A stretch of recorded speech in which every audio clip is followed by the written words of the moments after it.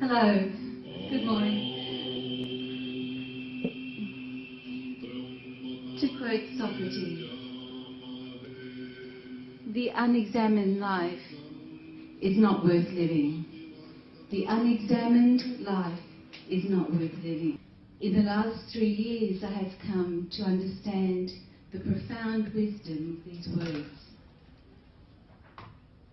Today, I'd like to take you through a journey of recovery. The information I give you comes from two sources. Firstly, from my lived experience of surviving so-called terminal cancer, and secondly, from the research I'm doing for my PhD in Southern Cross University in Lismore.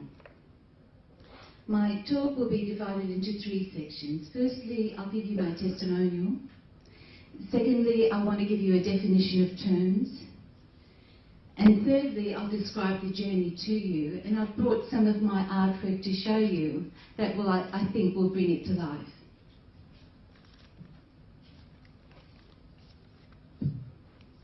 So first section, my testimonial. 3 years ago, I was admitted this is a deeply personal experience. I get a bit emotional.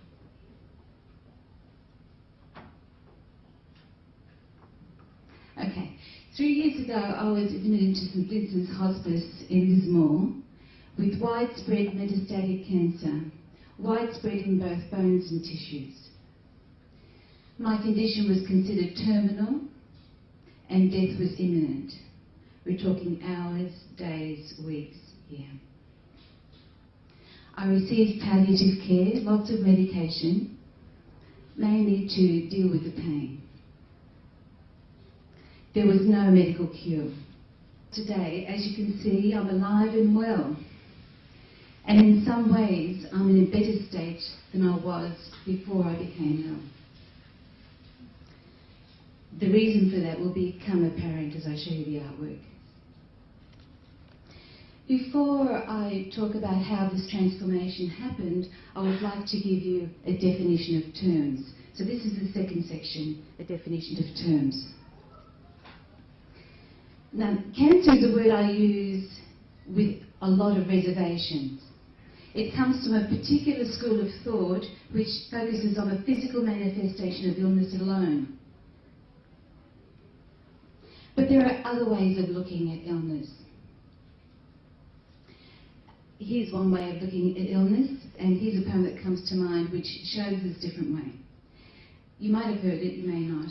It goes like this. I am not a mechanism, an assembly of various sections. And it's not because the mechanism is working wrongly that I am ill. I'm ill because of wounds to the soul. Now that comes from D.H. Lawrence, and it's a poem called Healing.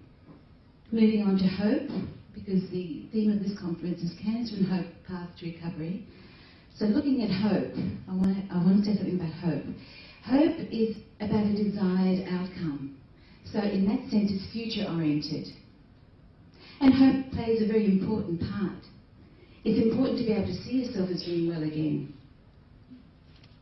In fact, one of the common characteristics of people who have had a remarkable recovery is that they believe in the capacity for healing to occur.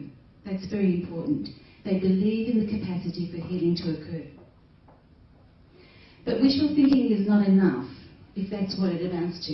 This is not about wishful thinking. It's like those people someone mentioned earlier who smoke 60 cigarettes a day and diagnosed with breast cancer. No amount of surgery, no amount of chemotherapy, no amount of radiotherapy is going to work in a lasting way unless that person decides to look at what's causing this behaviour. There is in our society a tendency for doctors in particular to take hope away from people, but relatives do it too. I remember a doctor who thought he was doing the right thing when he said to me, I'll be honest with you, your case is terminal.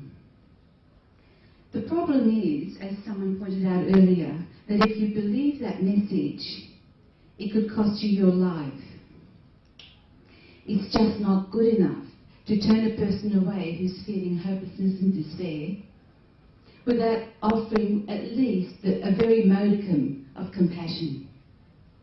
It is genuinely possible to give a message that goes something like this. I know there is help, and I know where you can get it. I'm not talking about false hope, that's a different category.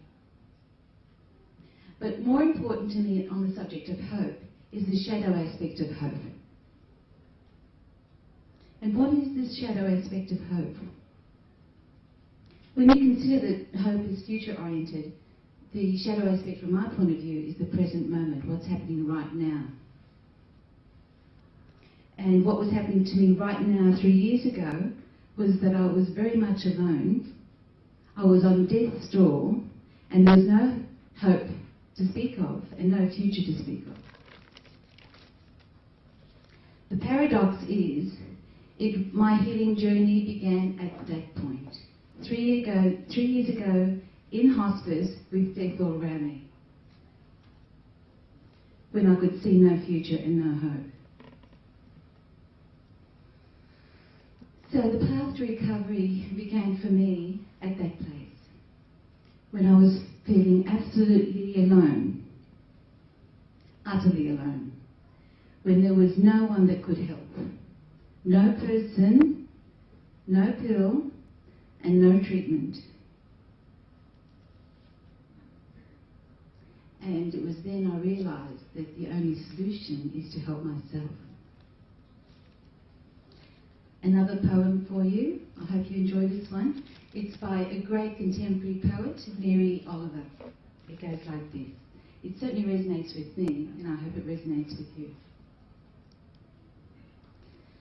One day you finally knew what you had to do, and began. Though the voices around you kept shouting their bad advice, though the voices around you kept shouting their bad advice, though the whole house began to tremble and you felt the old tug at your ankles. Mend my life, each voice would cry, mend my life. But you didn't stop. You knew what you had to do. Though the wind pried with its stiff fingers at the very foundations, though their melancholy was terrible. It was already late enough, and a wild night, and the road full of fallen branches and stones. But little by little, as you left their voices behind, the stars began to burn through the sheets of clouds, and there was a new voice, which you slowly recognized as your own, that kept you company as you strode deeper and deeper into the world, determined to do the only thing you could do, determined to save the only life you could save. Now, this is section 3. I want to describe the path to recovery. And for this, I have some artwork to show you. If we can begin the slides, please. 3 years ago, when I was in hospice and wondering how this happened to me, how on earth did I get to this place? This is a drawing, this is a collage actually, that I originally did to describe my feeling state in my family of origin. It came as quite a shock when I was lying in hospice to realise that I was still feeling this way, even though outwardly my life was very different.